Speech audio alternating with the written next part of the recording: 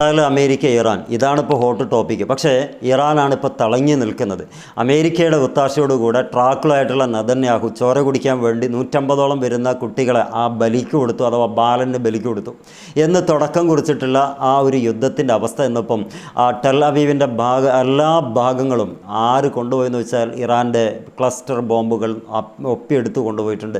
അവിടെയാണ് ഇറാൻ എവിടെ എത്തിയിരിക്കുന്നു, ഇസ്രായേൽ എവിടെ എത്തിയിരിക്കുന്നു, അവിടെ സംവിധാനങ്ങളൊക്കെ എന്താ എന്നൊക്കെ ഓരോരോ ഘട്ടങ്ങളുടെ പഠനം നടത്തി നമ്മൾ അനലൈസ് ചെയ്യുകയാണെങ്കിൽ ഒരുപാട് മുന്നോട്ട് ഇറാൻ പോയി കഴിഞ്ഞിരിക്കുന്നു. ഇസ്രായേൽ ഇപ്പോഴും ബങ്കറിൻ്റെ ഉള്ളിൽ എലികളെപ്പോലെ ഒതുങ്ങിക്കഴിയുകയാണ്.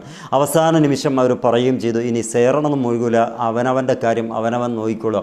എന്താണെങ്കിലും കഴിഞ്ഞ ദിവസം ഒരു ട്വിസ്റ്റ് ഉണ്ടായിരുന്നു.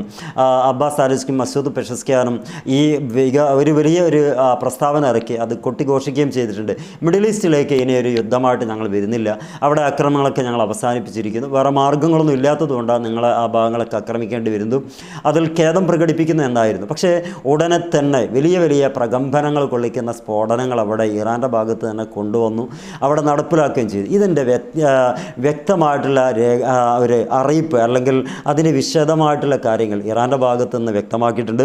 ഇൻഷാ അല്ലാഹ് നമുക്ക് വളരെ ബഹുലമായിട്ട് നമുക്ക് 10:40 നമ്മുടെ ലൈവിൽ എല്ലാ ദിവസവും പറയുന്നത് പോലെ ലൈവിൽ ഇത് കഴിഞ്ഞ ദിവസവും കഴിഞ്ഞ 2-3 ആഴ്ചയോളമായി നമ്മൾ ലൈവ് ചെയ്യുന്നു.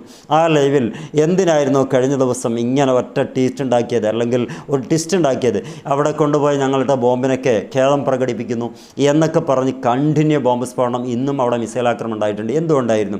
അതുപോലെ തന്നെ അമേരിക്കയ്ക്ക് എന്ത് പറ്റി, റഷ്യ എങ്ങനെയാണ് ഇപ്പോൾ സപ്പോർട്ട് ചെയ്യുന്നത്, ചൈനയുടെ സ്റ്റാൻഡ് എന്താണ്, ഈ ബ്രിട്ടൻ്റെ അവസ്ഥ എന്താണ്, അമേരിക്കയും ബ്രിട്ടനും ഇപ്പോൾ ഏത് ലെവലിലാണ് മുന്നോട്ട് പോയിക്കൊണ്ടിരിക്കുന്നത് തുടങ്ങി ഒരുപാട് കാര്യങ്ങൾ നമുക്ക് ആ ലൈവിൽ സംസാരിക്കാം.